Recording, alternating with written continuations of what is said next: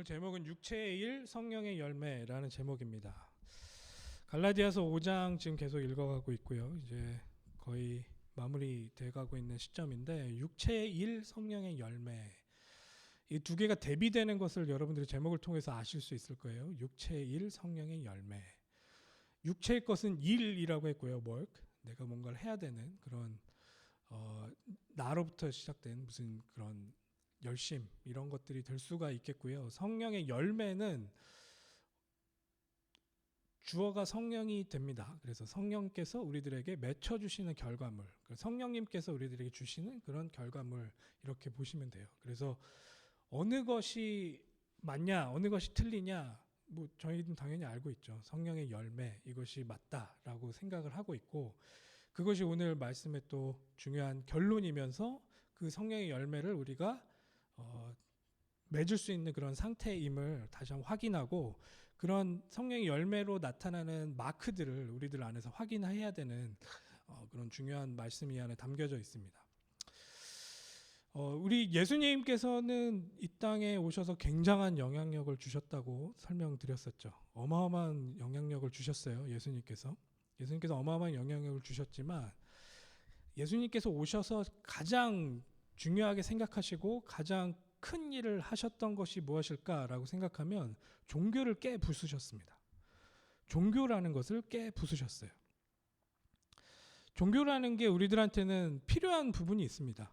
일반 은혜 가운데서 종교가 이 사회를 그나마 그래도 정화하고 종교라는 걸 통해서 사람들의 마음을 그나마 이렇게 악한 길로만 가지 않도록 하는 그런 정화 기능을 하기도 하지만 그 종교가 갖고 있는 한계점에 대해서 우리는 너무 간과할 때가 많습니다.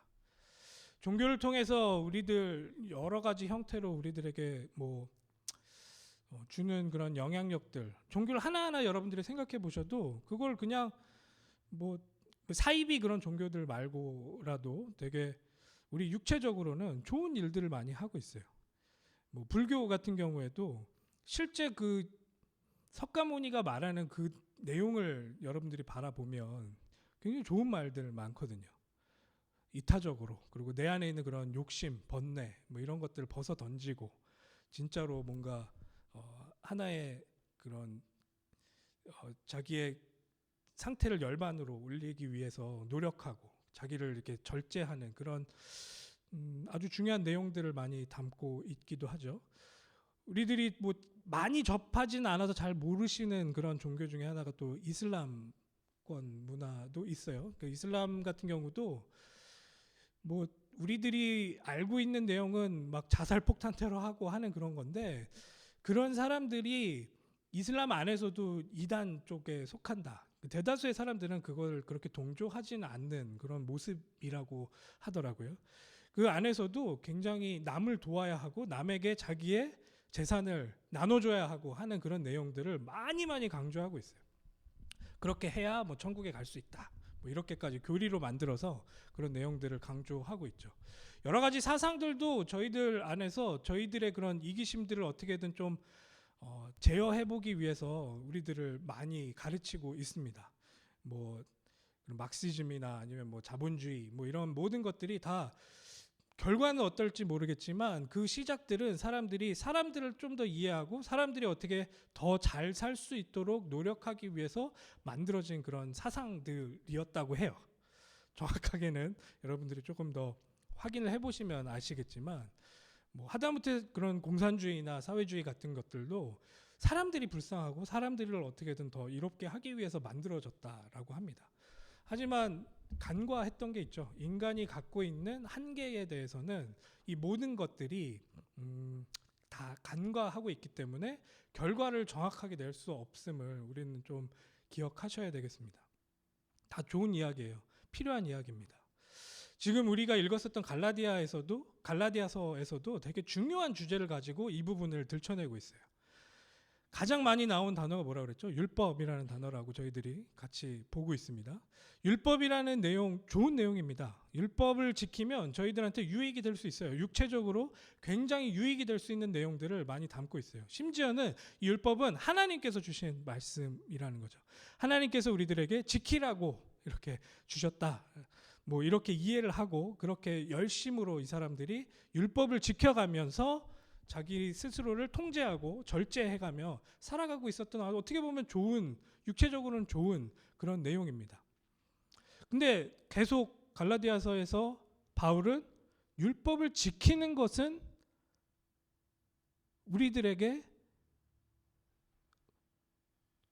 중요한, 그러니까 하나님께 다다를 수 있는 그런 역할을 절대 하지 못함을 계속 이야기하고 있단 말이죠. 율법을 열심히 지켜서 우리를 극복해내고 우리가 하나님께로 도달할 수 있지 못하다라고 계속 이야기하고 있단 말이에요. 율법을 이야기하다가 지금 계속 이 바울은 그 범위를 점점 넓혀가면서 이방인들이 갖고 있는 세상적 기준, 세상적 열심, 이런 것들도 같은 범주로 놓고 그것으로는 하나님께, 그것으로는 우리가 우리의 지금에 있는 상태 가운데서 빠져나올 수 없음을, 죄악된 우리의 상태 가운데서 빠져나올 수 없음을 계속 설명해가고 있어요. 다시 한번 정리하겠습니다. 율법에 대해서 지금 바울은 뭐라고 설명하고 있냐면, 율법은 우리가 십자가가 필요하고 십자가로 갈 수밖에 없음을 설명하는 몽학 선생이다라고 계속해서 설명을 하고 있어요. 이게 이해가 되시죠? 율법이라는 걸 통해서 우리가 얼마나 한계가 있음을 계속해서 확인할 수 있도록 하나님께서는 우리들에게 율법을 주셨다라는 거예요. 내가 율법을 완전하게 지켜내므로 하나님께서 말씀하시는 그 의에 다다를 수 있다가 아니고, 우리의 힘으로는 도저히 그곳에 다다를 수 없음을 깨닫게 하기 위해서 율법이라는 것을 우리에게 줬다. 이게 바울이 계속 설명하고 있는 율법의 정의입니다. 이 율법을 통해서 우리는 결국 십자가라는 하나님의 방법만이 우리들에겐 필요한 방법이구나라고 갈 수 있는 길이다라는 것을 설명하고 있는 그런 몽학 선생이고 초등교사다, 이렇게 이야기하고 있단 말이죠. 우리는 우리의 힘으로는 우리를 제어할 수가 없어요. 우리는 우리의 힘으로 내가 갖고 있는 그런 저 안에서부터 끌어올라오는 그런 이기심들, 나만을 추구하고 나 위주로 모든 것들을 생각하고 판단할 수밖에 없는 우리 인간의 이 모습을 제어할 수가 없어요. 그 중심에 내가 있어서 그 내 스스로가 선과 악을 판단하는 그 자리에 서서 모든 것들을 판단하고 있는 이런 대립상적인 구조를 계속해서 투영하는 우리들의 인생, 우리들의 그런 능력으로는 도저히 그 안에서 빠져나올 수 없고, 결국에는 하나님께서 그것을 해결해 주셔야 한다라는 게 지금 성경에서 우리에게 말하고 있는 해답이라는 거예요. 종교 좋은 거라니까요. 그런 사상들 굉장히 좋은 거라니까요. 하지만 근본적으로 인간이 갖고 있는 나를 숭배하고 나만을 추구하는 그 이기심 가운데서 거기서 건져낼 수 있냐? 그럴 수 없다라고 설명하는 게 성경이란 말이죠. 그러면 그냥 그럴 수 없다라고 그렇게 진단만 하고 너희들은 그러니 벌받아야 한다, 이렇게 끝나지 않았다라는 게 이 지금 신약에서 우리들에게 말하고 있는 내용이에요. 그런 인간을 하나님께서 그냥 저버려 두시지 않으시고, 그런 인간을 스스로는 그렇게 파괴할 수밖에 없는 그런 이기적이고도 이기적인, 하나님을 완전히 등지고 반대 방향으로 걸어가고 있는 그 인간을 하나님 스스로가 너무나도 그 인간을 사랑하셔서 하나님 스스로가 그 인간을 살려내기 위해서 독생자를 보내셔서 그들 대신에 십자가에서 죽게 하셨다. 그 사건을 통해서 우리 인간을 의롭다라고 칭해 줄 수 있는 그런 근거를 마련하셨다라는 게 이 복음의 핵심이라는 거죠. 내 힘으로, 내 노력으로, 내 엄청난 내가 쌓아내서 할 수 있는 모든 것들을 동원해도 그 자리에 다다를 수 없는 것을 십자가를 바라보면서 인정하는 거예요. 내 힘으로는 그곳에 다다를 수 없는 것을 하나님께서 인정하시고 하나님께서 그 길을 여시기 위해 나를 대신해서, 내가 할 수 없는 그 길을 나를 대신해서 하나님의 독생자 외아들을 보내셔서, 예수 그리스도를 보내셔서 그 일을 감당케 하셨구나. 그 십자가에서 우리를 대신해서 죽음으로써 우리가 갖고 있는 그런 모든 이기심들이 그 앞에서 십자가에서 없어지게 될 수 있도록 그 모든 죄값을 치르도록 외아들을 보내셨구나. 우리는 그걸 인정하는 것만으로도 그 하나님의 의에 편입될 수 있도록 하나님께서 그 길을 여셨구나 라는 게 이 복음의 핵심이라는 거예요.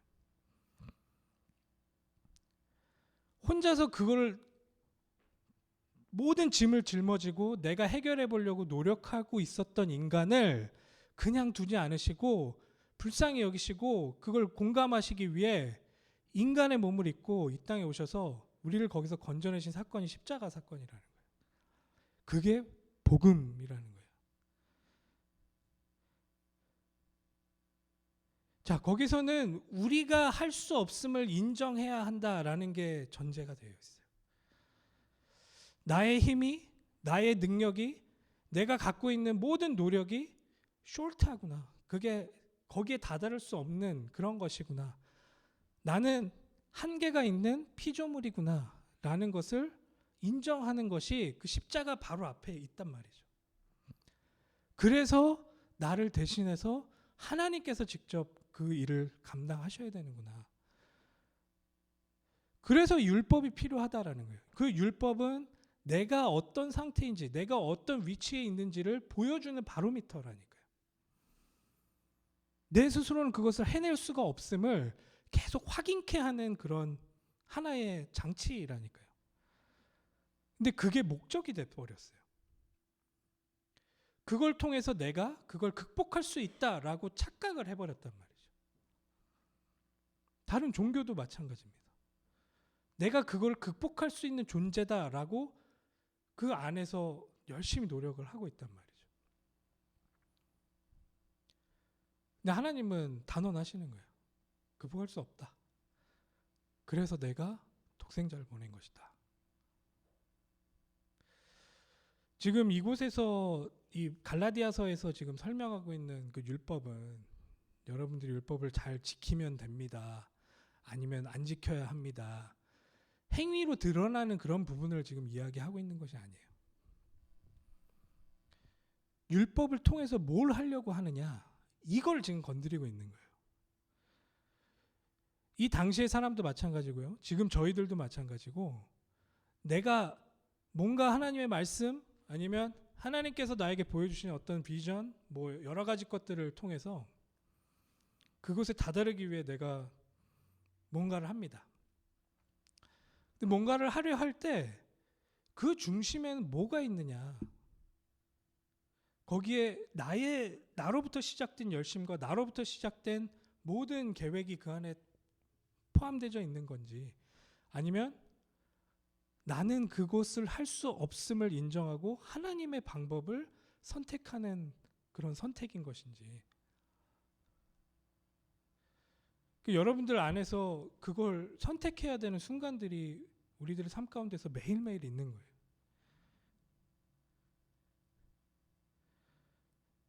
자, 이렇게 하나님께서 우리를 대신해서 십자가에 돌아가셨다. 아, 내가 할 수 없기 때문에 십자가에서 독생자를 죽이셨구나. 피를 흘리셨구나. 이 유대인들 같은 경우에는 그렇게 수많은 흠없는 양들을 죽이면서 그걸 계속 연습케 하셨고, 이제는 완전하게 단번에 완벽하게 해결하실 그 하나님의 피어한 어린 양을 예수 그리스도로 직접 보내셔서 그 일을 해결하셨다. 우리는 그걸 지금 눈앞에 두고 있는 거죠. 그걸 우리가 어떻게 받아들일 것이냐. 내가 그 안에서 그 방법이라는 것을 내가 어떻게 인정할 것이냐. 만약에 그걸 인정했다면 지금 이 율법을 지켜나가면서 그 구원을 내가 완성하겠다라고 한 그 생각이 얼마나 교만하고 얼마나 하나님 앞에서 그 하나님께서 하신 그 일을 무시하는 일이 되겠냐라는 거예요. 우리들의 신앙생활에서도 계속 그런 부분들이 나타난다는 거죠. 근데 그걸 이해한 사람들이 과연 자, 이제는 하나님께서 독생자를 보내셔서 십자가에 죽였기 때문에 뭐 구약으로 치면은 내가 양으로 피제사를 드렸기 때문에 이제 여태까지 내가 지은 모든 죄가 사라졌다. 그 죄의에 그 행위 자체에 거기에 집중을 해서 이제 그러니 내가 또 죄를 짓고 내가 또 그런 나를 중심으로 하는 그런 삶의 행동들의 패턴들이 나올 수 있도록 나를 계속 내어주는 그런 형태로 들어간다. 이런 일들이 일어날 수 있는 논리적 구조냐는 거예요. 지금 여태까지 내가 너무나도 이기적이고 나만을 추구하는 그런 나의 그 죄성을, 나의 그 죄를 해결하기 위해서 예수님을 십자가에서 죽였다. 이제 그 예수 십자가를 통해서 너의 옛 과거, 너의 옛 사람은 같이 십자가에 못 박혔다. 그리고 너는 이제는 새로운 피조물이다라고 선언하신 그 선언을 내가 이해한 사람이라면 다시 그 예전에 나를 추구하고 나의 쾌락을 따라가는 그런 모습으로 돌아가겠냐라는 거죠.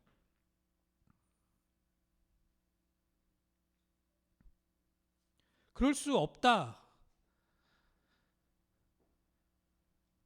이걸 다시 한번 설명하는 거예요.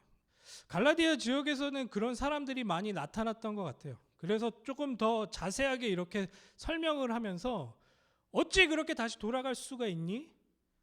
다시 한번 이 십자가가 내 앞에서 어떤 의미인지 되뇌어 보렴. 지금 우리에게도 설명하고 있습니다. 나를 건지기 위해 십자가에서 예수 그리스도를 죽였던 그 사건 자체가 어떤 의미인지를 다시 한번 기억해 보라고 우리들에게 말씀을 다시 읽게 하신 하나님의 계획을 여러분들 받아들이셨으면 좋겠어요. 13절에 형제들아 너희가 자유를 위하여 부르심을 입었으나 이제는 더 이상 그런 율법과 나의 그런 행동에 의한 것이 아니고 그 하나님을 인정하는 것에서부터 나의 모든 구원이 시작됨을, 하나님께서 나를 위하여 십자가에서 그렇게 그리스도를 죽이신 그 사건을 내가 받아들임으로써 그 구원에 이를 수 있다라는 것을 인정한 여러분들이 이제는 자유합니다라고 설명을 했어요. 내 힘과 나의 능력이 아닌 하나님께서 그렇게 하심을 여러분들 인정한 자유자입니다 라고 설명을 했어요. 근데 그 자유를 육체의 기회로 삼고 있는 사람들이 있다는 거죠.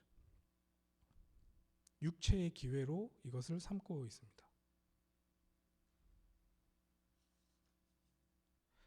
육체의 기회로 이것을 삼고 있단 말이죠. 저는 지금 이 갈라디아서 계속 읽어가면서 또 우리 주일날 저녁에 모이는 K-월십 통해서는 우리 목사님이랑 마태복음 5장 같이 읽어가고 있거든요. 마태복음 5장에 예수님께서 이제 산상수훈, 그러니까 산 위에서 가르치시는 장면이 마태복음 5장부터 나옵니다. 저는 개인적으로 예수님께서 어떤 걸 가르치셨는지를 보려면 마태복음에 있는 그 내용을 좀 보시면 좋겠어요. 여러분들이.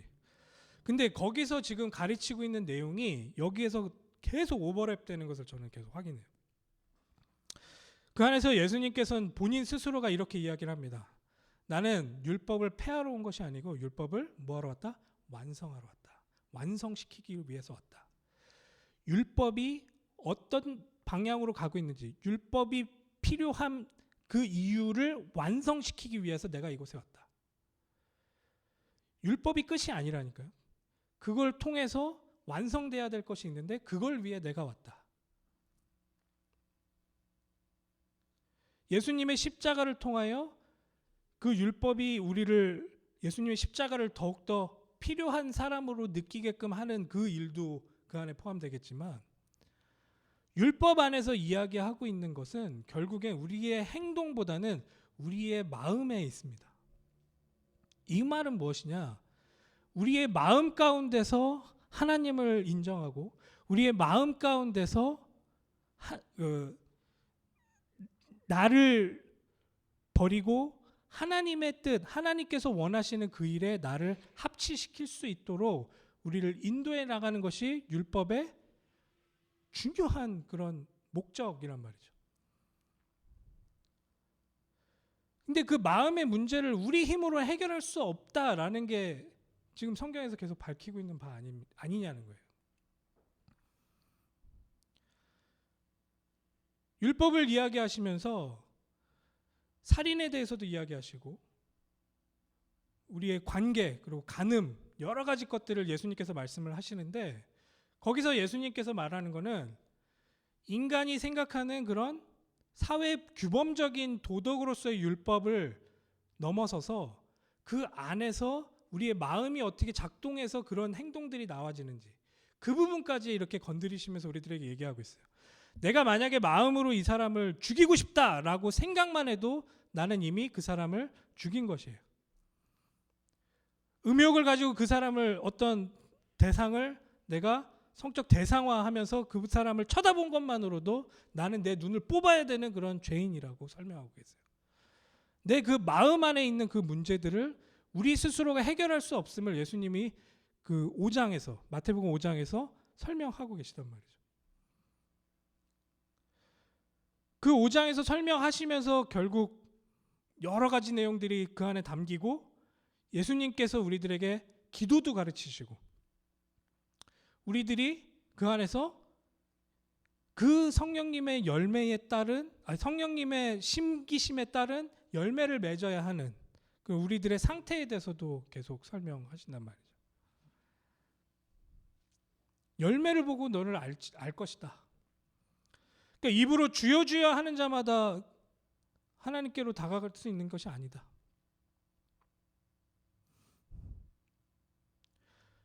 이 마음의 문제를 어떻게 해결할 거냐? 그 마음의 문제를 해결할 수 있는 그 길이 무엇일 것이냐?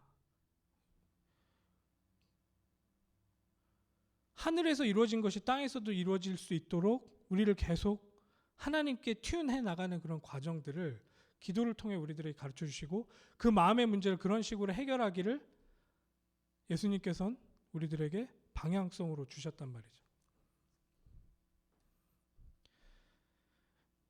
결국에는 하나님께서 그 마음의 문제를 해결하기 위해 성령님을 보내시겠다 약속을 하시는 거죠. 성령이 우리와 함께 하시면 우리 마음에 결국엔 할례가 임할 수 있게 되는 것입니다.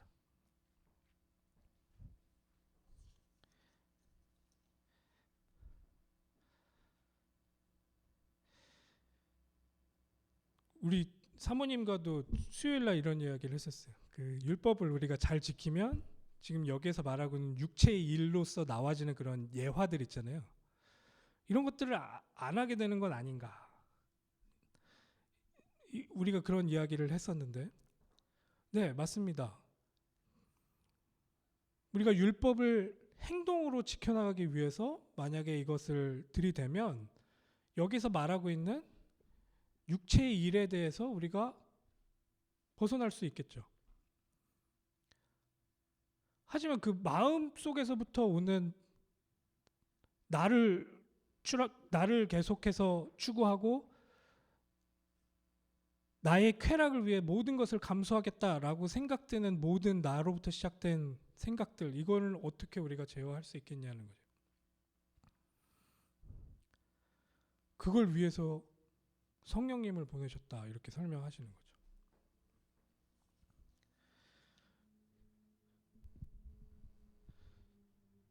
이 종교라는 걸 통해서 그리고 율법 그리고 이 세상의 이치, 세상의 프린시플 이런 모든 것들을 통해서 우리는 계속 나를 추구합니다.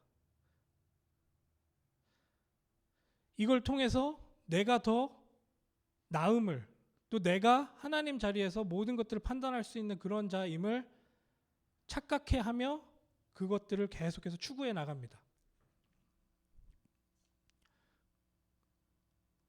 그런 나의 모습들을 발견케 하고 그 안에서 나를 돌이켜서 내가 그 모든 것들을 할 수 있는 존재가 아니고 계속 그걸 추구했을 때 내 영혼이 나의 육체가 어떻게 메말라갈 수밖에 없는지에 대해서 인정하며 완전하시고 완벽하신 그 하나님께 나의 모든 것들을 돌리는 그 사건 자체, 그 사건 자체를 복음을 우리가 받아들였다라는 사건으로 생각하실 수가 있는 거예요.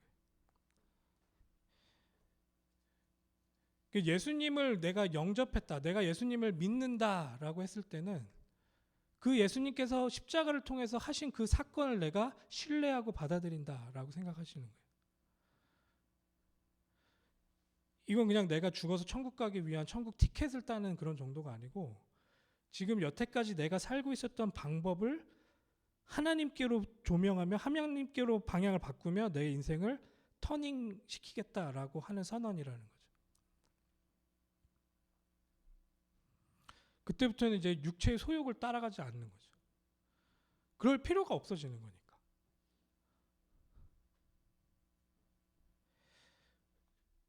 우리 여기에서 지난주에 이제 목사님께서 잘 설명을 해주셨는데 이제 육체의 일 하면서 이야기하고 있는 것들이 다 내 쾌락을 쫓아가고 나를 중심에 삼아서 하고 있는 그런 일들인 거죠.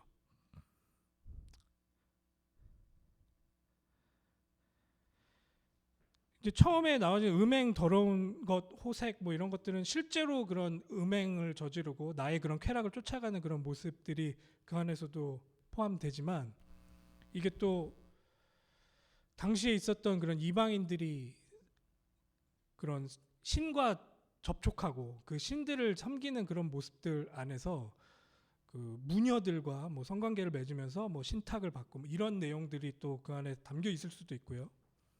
또 구약에서는 계속해서 이스라엘 민족이 다른 우상 숭배를 할 때, 다른 신들을 자기의 하나님인 것처럼 따라가는 그런 모습을 보일 때 음행을 저질렀다 이렇게 표현을 많이 하는데 하나님 외에 다른 것을 섬기고 있는 그런 모습들이 이런 형태로 발현됩니다.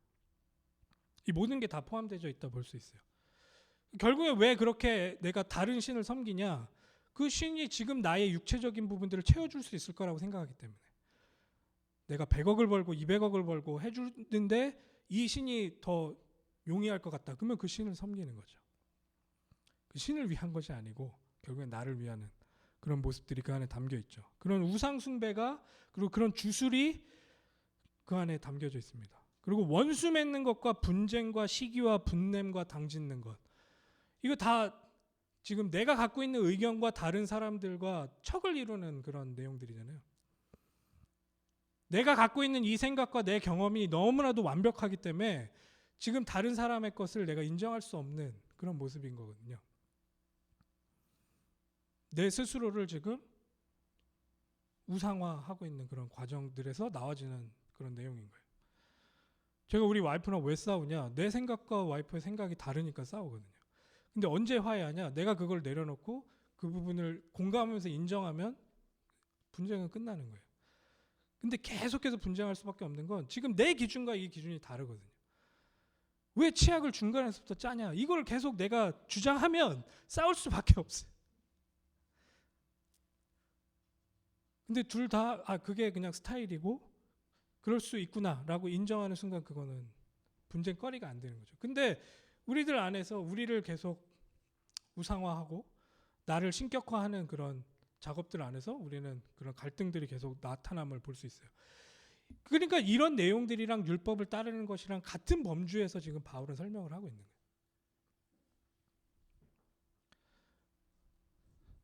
율법을 지키는 것 또한 나를 드러내기 위한 그런 작업 중에 하나가 되거든요. 그러니까 그게 정말 하나님께 나의 주권을 내어드리면서 나와지는 그런 열매들이라면 그런 게 안 나옵니다. 어떤 게 안 나오냐? 남을 판단하는 그런 행동들이 나와지지 않아요. 왜냐하면 내가 이거는 내 힘으로 한 게 아니기 때문에. 근데 내 힘으로 했고 내 공로가 들어가는 순간부터는 너는 왜 안 해? 라는 게 나와질 수밖에 없어요. 이제 그렇게 우리들을 계속해서 추구하는 그런 모습들 이게 얼마나 우리를 파괴하는지 여기서 단적으로 보여준다는 거예요. 그런 모습으로 살아가는, 여기서 지금 말하고 있는 이 모습들이 얼마나 지옥 같은 모습들이냐는 거예요. 그것만을 추구했을 때 그 공동체가, 아니면 그 상황에 있는 그 영혼 자체가 어떤 상태일 것이냐 상상을 해봐도 알겠죠. 계속 이렇게 당짓는 일에 분열시키고 내가 이단을 계속 따라가고 우상 숭배하고, 그 모습 안에서 이 사람의 정말 평안을 갖고 사랑을 느끼고 할 수 있겠냐라는 거예요. 할 수 없다라는 거예요. 그 술 취함과 방탕함과 뭐 이런 것들 지난주에 목사님께서 잘 설명을 해주셨죠. 그러면서 그거와 대비하면서 22절부터 설명을 합니다. 오직 성령의 열매는 이라고 이야기를 하는 거예요. 이거를 이제 또 우리가 잘못 이해하면 또 다른 우리가 지켜야 될 그런 행동 양식으로 이거를 우리가 이해할 수도 있어요. 또 그렇게 많이들 설명을 합니다. 이게 또 다른 어떤 도덕적인 그런 규율이 되는 것처럼 우리들에게 이야기를 하는데, 지금 바울이 계속 이야기하잖아요. 우리 힘으로 할 수 없는 것이기 때문에 성령의 열매라는 단어를 쓰는 거라고. 이건 우리 성령님께서 우리 안에 계실 때, 내가 그걸 인정했을 때, 나는 내 힘으로는 도저히 할 수 없음을 인정해서 십자가를 받아들이는 그 인정이 내 삶 가운데 딱 있었을 때 성령님께서 내 안에 들어오시고, 이 성령님께서 나를 계속 가르치시고 인도해 나가신단 말이죠. 그러면서 나와지는 표지들이라는 거예요. 그런 마크들이란 말이에요. 그 성령님이 나의 안에 계시면서 이제는 더 이상 내가 성령님의 말씀을 뒷전에 두는 게 아니고, 그 성령님께서 나를 이렇게 가르치시는 것들을 내 중심에 놓기 시작하는 내 삶의 변화가 일어났을 때 성령님께서 우리에게 주시는 그런 열매들이 이런 것이다 라고 설명을 하고 있단 말이죠. 이것도 내가 열심히 우리가 사랑해야 되고요, 우리가 희락을 꼭 가져야 되고요, 화평을 가져야 되고요, 이렇게 우리가 또 만들어야 되는 것으로 이걸 이해하면 지금 갈라디아서 전체에서 이야기하고 있는 것을 잘못 이해한 거죠. 우리가 나를 추구하는 것을 인정하고 이젠 더 이상 그렇게 살지 않기로 십자가를 붙드는 순간부터 성령님께서 나와 함께 하시며 나를 이런 열매를 맺는 사람으로 계속 만들어 가신단 말이에요. 거기에 우리를 내어드리는 거예요. 내가 사랑할 수 없게 되었다. 그러니까 어떤 사람을 보면서 내가 너무 분냄이 생기고, 아까 말한 그런 육체의 일들이 막 내 안에서 올라와요. 그랬을 때 나는 왜 이렇게 사랑을 못하지? 이게 나는 이거밖에 안 되는 건가?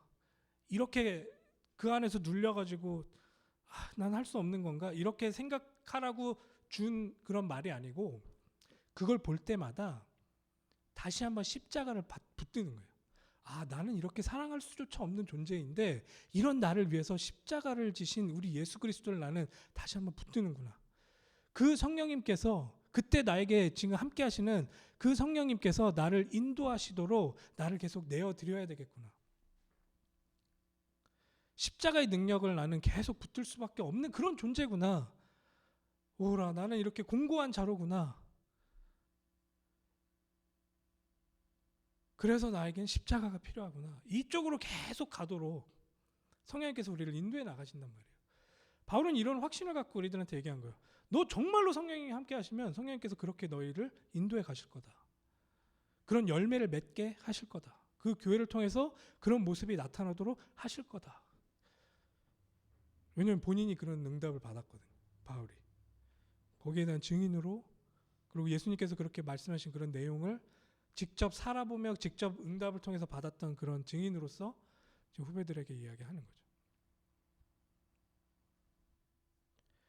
그러면서 그 성령의 열매의 첫 번째로 나온 것이 사랑이라는 겁니다. 우선은 이 성령의 열매라고 했을 때는 단수로 되어 있어요. 성령의 열매는 한 가지라는 거예요. 한 가지인데 그것이 나타나는 그런 색깔들은 여러 가지일 수 있어요. 여기 나온 9가지가 그런 색깔들인데, 그런 걸 하나하나 이제 우리가 이 성령님께서 우리 안에서 하시는 일들이 이런 거구나라는 것을 여러분들 안에 고취시킬 수 있도록 이 색깔들을 여러 형태로 우리들한테 설명하고 있어요. 첫 번째, 사랑이라는 거예요. 사랑. 사랑하는 그 모든 것들은 우리가 만들어낼 수 있는 그런 감정이 아니에요. 어떻게 보면 가장 내가 사랑하는 사람으로 변모될 수 있는 방법 중에 하나는 사랑을 많이 받아봐야 돼요.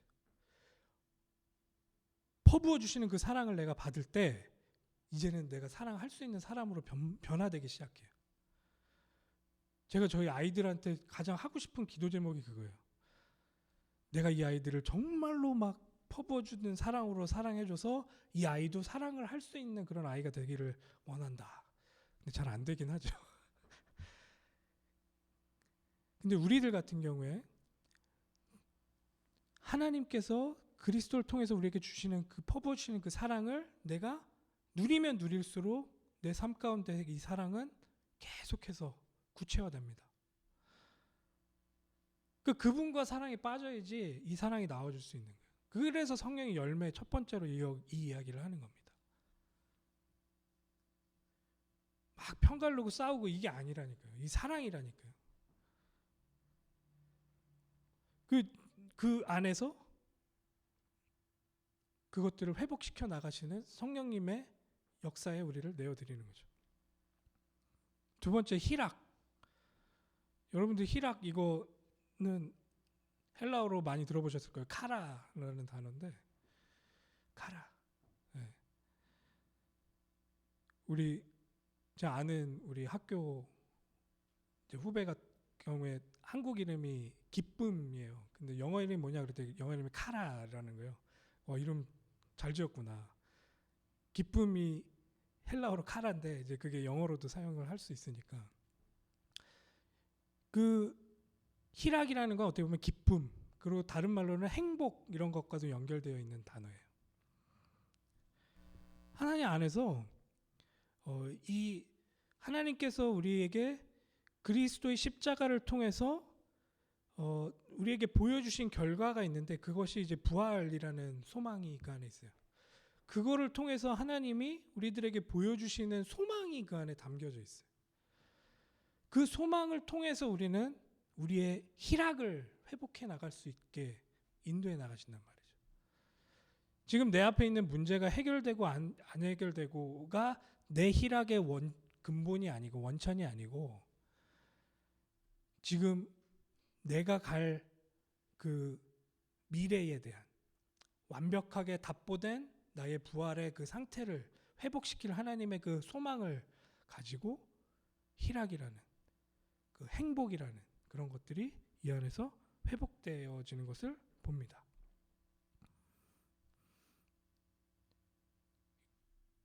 하나님은 우리 안에서 이 성령님의 열매로 이 희락이 회복되어지길 원하세요.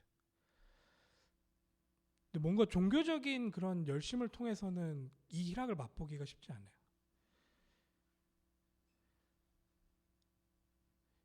근데 이 관계 안에서 하나님께서는 우리에게 저 안에서부터 오는 기쁨이 회복되어지는 것을 성령의 열매로 주겠다 이렇게 약속을 하신 거죠. 화평, 에이레네라는 단어인데 화평. 이 화평이라는 거는 상태를 나타내는 그런 단어라기보다는 어떻게 보면 관계 안에서 설정되어지는 그런 단어라는 거예요. 내 마음과 어떤 대상과의 생각이 딱 맞아 떨어져서 둘이 같이 있을 때 편안해지는 그런 상태 있잖아요.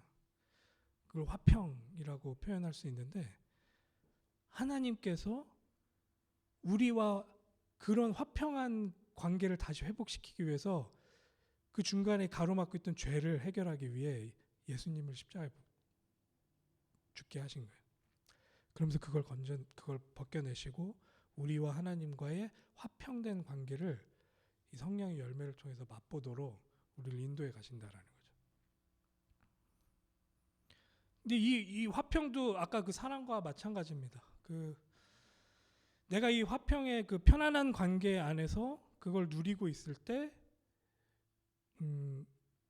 다른 관계 안에서도 그 화평을 추구하는 그런 상태로 내가 변모되는 거예요.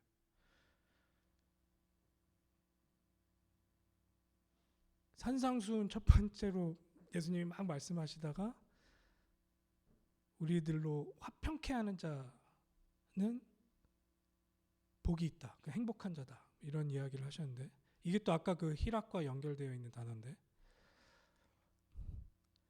정말로 이 관계를 회복시키고 하는 그런 피스메이커로서의 역할을 그 피스를 누리는 사람이 감당하는 거예요. 그걸 할 수 있도록 성령의 열매로 이것을 우리에게 허락하신다는 거죠. 오늘은 이 세 개만 하겠습니다. 네. 감사하죠. 네. 그러니까 오늘 그냥 이 제목만 기억하시면 돼요. 이거는 솔직히 제가 막 장황하게 설명을 하고 했지만 전혀 내용이 어려운 게 아니잖아요. 내용이 어렵다기보다는 받아들이기가 어려운 거예요. 받아들이시기만 하면 이 내용이 우리들 안에서 열매로 맺습니다. 육체의 일이 아니고 나를 추구하면서 내가 하는 그런 일이 아니고 성령님께서 우리에게 주시는 열매라는 것을 기억하셨으면 좋겠어요. 그리스도의 은혜라는 것은 선물이라는 것을 여러분들이 기억하셨으면 좋겠어요. 도저히 우리 힘으로 할 수 없기 때문에 하나님께서 우리에게 주신 하나님의 길, 하나님의 선물이다. 이 내용을 계속 기억하시면서 정말 하나님께서 주신 놀라우신 사랑, 희락, 화평 이것들을 누려내시는 우리 한마음교회 가족 되기를 진심으로 기도합니다.